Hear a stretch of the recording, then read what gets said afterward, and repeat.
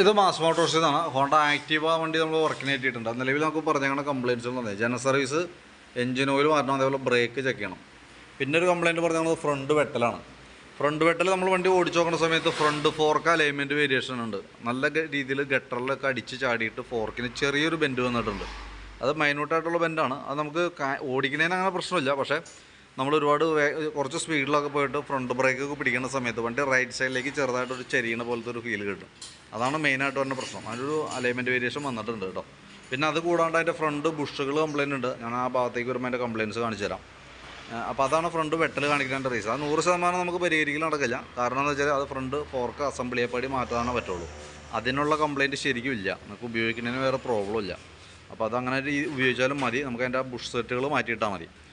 നമ്മൾ ബാക്ക് വീലിൻ്റെ ഭാഗം തുടങ്ങി സർവീസിനോടനുബന്ധിച്ച് നമ്മൾ ചെക്ക് ചെയ്യാൻ വേണ്ടി അയച്ചിട്ടുണ്ട്. അപ്പോൾ നമുക്ക് ബ്രേക്കിൻ്റെ ലൈൻഡർ മാക്സിമം അഡ്ജസ്റ്റിങ് കഴിഞ്ഞേക്കണതാണ്. അതുണ്ടോ കമ്പനി ലൈൻഡർ കിടക്കണേ. പക്ഷേ പരമാവധി അഡ്ജസ്റ്റിങ്ങിൽ ഏറെക്കുറെ ഇത്രയാണ് വന്ന് കിടക്കണേ.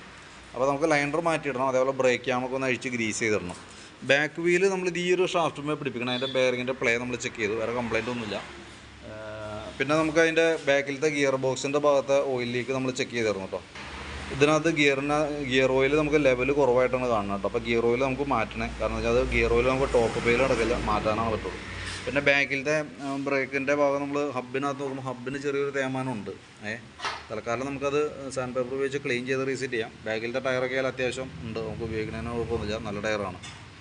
നമുക്ക് ഇനി മാറ്റിയിടുന്ന സമയത്ത് നമുക്ക് ഇതേപോലത്തെ ടയർ ഇടാം. അതേപോലെ സാപ്പറിൻ്റെ ടയർ ഇടാണെങ്കിൽ അതായിരിക്കും കുറച്ചുകൂടി ബെറ്റർ കേട്ടോ. ഇത് വണ്ടി നമ്മൾ ഓടുമ്പോൾ ഒരു മൂളിച്ച സൗണ്ട് വന്നത് ഈ ടയറിൻ്റെ കട്ടയുടെ ഡിസൈൻ്റെയാണ് കേട്ടോ. അപ്പോൾ അത് നോക്കിയാൽ മതി. മാറ്റിയിടുന്ന സമയത്ത് നമ്മുടെ വണ്ടിയുടെ ഫ്രണ്ടിൽ കിടക്കുന്ന ടയർ കമ്പനി മോഡൽ ടയറാണ്. അതേപോലെ തന്നെ ചൂസ് ചെയ്യുന്നതായിരിക്കും കുറേ കൂടി ബെറ്റർ. പിന്നെ അതിൻ്റെ ക്ലച്ച് ഭാഗം നമ്മൾ ചെക്ക് ചെയ്യുന്ന സമയത്ത് ക്ലച്ച് ഷാഫ്റ്റിനകത്ത് തന്നെ ഈ ഓയിൽ സീൽ ലീക്കാണ്. അപ്പോൾ ആ ഓയിൽ സീൽ നമുക്കൊന്ന് മാറ്റിയിടണം. പിന്നെ അതിൻ്റെ ബാക്കിയത്തെ ഭാഗങ്ങൾ നോക്കി നമ്മളതിൻ്റെ ബെൽറ്റിൻ്റെ കണ്ടീഷൻ നോക്കി വേരിയേറ്റർ ബോഡി, ബോസ് ഡ്രൈവ് കാര്യങ്ങളൊക്കെ ചെക്ക് ചെയ്ത് ബെൻഡെക്സ്, ക്ലച്ച് യൂണിറ്റ് അതൊന്നും വേറെ പ്രോബ്ലം ഇല്ല. ക്ലച്ചൊക്കെ ഒന്ന് അഴിച്ച് ഗ്രീസ് ചെയ്തിട്ടാണ്. എയർ ഫിൽറ്റർ ആയാലും എയർ ഫിൽറ്റർ കുഴപ്പമൊന്നുമില്ല. കുറച്ച് പൊടി ഉണ്ടാകുമ്പോൾ തുടച്ച് ക്ലീൻ ആക്കാവുന്നുള്ളൂ. എഞ്ചിൻ ഹെഡിൻ്റെ ഭാഗം നോക്കുമ്പോൾ ഇവിടെ ലീക്കേജ് ഉണ്ട്. കവർ ഗ്യാസ്കറ്റ് മൗണ്ട് റബ്ബറൊക്കെ മാറ്റി കഴിഞ്ഞാൽ നമുക്ക് റീസെറ്റ് ആക്കാം. പിന്നെ ചോക്കിൻ്റെ കേബിൾ, ആക്സിലേറ്റർ കേബിൾ രണ്ട് ചെക്ക് ചെയ്ത് വേറെ കംപ്ലയിൻ്റ് ഒന്നുമില്ല. പിന്നെ അതേപോലെ നമ്മൾ ഫ്രണ്ടിലേക്ക് വരുമ്പോൾ ഫ്രണ്ടിലെ ബുഷുകൾ കംപ്ലയിൻ്റ് ഉണ്ട്. ഗ്രീൻ ബുഷ് കംപ്ലയിൻ്റ് ഉണ്ട്. ഈ ബുഷ് നല്ല രീതിയിൽ ഓവലായി പോയിട്ടുണ്ട്. അതേപോലെ തന്നെ ഫ്രണ്ടിലെ ലിങ്കിൻ്റെ ബുഷിനും കംപ്ലയിൻ്റ് ഉണ്ട്. അതാണ് ശരിക്കും നമുക്ക് ഫ്രണ്ടിൽ കുറച്ചും കൂടി നമുക്ക് ആ വെട്ടലിൻ്റെ ഒരു ഇത് കാണിക്കുന്നതിൻ്റെ മെയിൻ റീസൺ. അപ്പോൾ തൽക്കാലം ബുഷ് മാറ്റാം. ഫോർക്ക് എന്ന് പറയുന്നത് ഈ ഒരു അസംബ്ലിയാണ്. അത് തൽക്കാലം അത് തന്നെ നമുക്ക് യൂസ് ചെയ്യാം. ചെറിയൊരു ടൈറ്റ് കാണിക്കും എന്തായാലും കേട്ടോ. പിന്നെ ഫ്രണ്ട് ബ്രേക്ക് ലൈൻഡർ കമ്പനി ലൈൻഡർ കിടക്കണം. അത്യാവശ്യം നല്ല ടയറാണ്, ഉപയോഗിക്കാനുണ്ട്. ഫ്രണ്ടിലത്തെ വീൽ ബെയറിംഗ് ആയാലും ടയറൊക്കെ അത്യാവശ്യം ഉണ്ട്. വീൽ ബെയറിംഗ് കുഴപ്പമൊന്നുമില്ല. ടയർ വലിയ പഴക്കമായിട്ടില്ല കേട്ടോ. ബാറ്ററി നമുക്കിത് ഇരിക്കുന്നത് 2025 ബാറ്ററിയാണ്. പുതിയ ബാറ്ററിയാണ്, വാറണ്ടി പീരീഡിലുള്ള ബാറ്ററിയാണ്.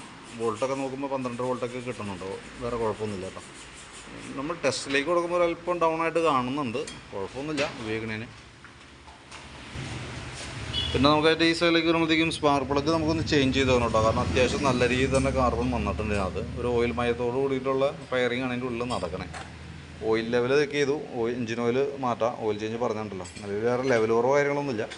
പിന്നെ അതേപോലെ തന്നെ സെക്കൻഡറി ഫിൽറ്റർ യൂണിറ്റ് ആയാലും നല്ലതാണ്. അപ്പോൾ ജസ്റ്റ് ഒന്ന് ക്ലീൻ ചെയ്തിട്ടാൽ മതി. അപ്പോൾ ഞാൻ അതിൻ്റെ ഒരു ഏകദേശം ഒരു എസ്റ്റിമേറ്റ് ആക്കിയിട്ട് ഡീറ്റെയിൽസ് വാട്സാപ്പിലേക്ക് ഇട്ടേക്കാം കേട്ടോ. അപ്പോൾ വീഡിയോ കണ്ടുകഴിയുമ്പോൾ നോക്കിയിട്ടൊന്ന് റിപ്ലൈ ഇട്ടേക്കും. നമുക്ക് അതനുസരിച്ച് വർക്ക് കംപ്ലീറ്റ് ചെയ്യാം.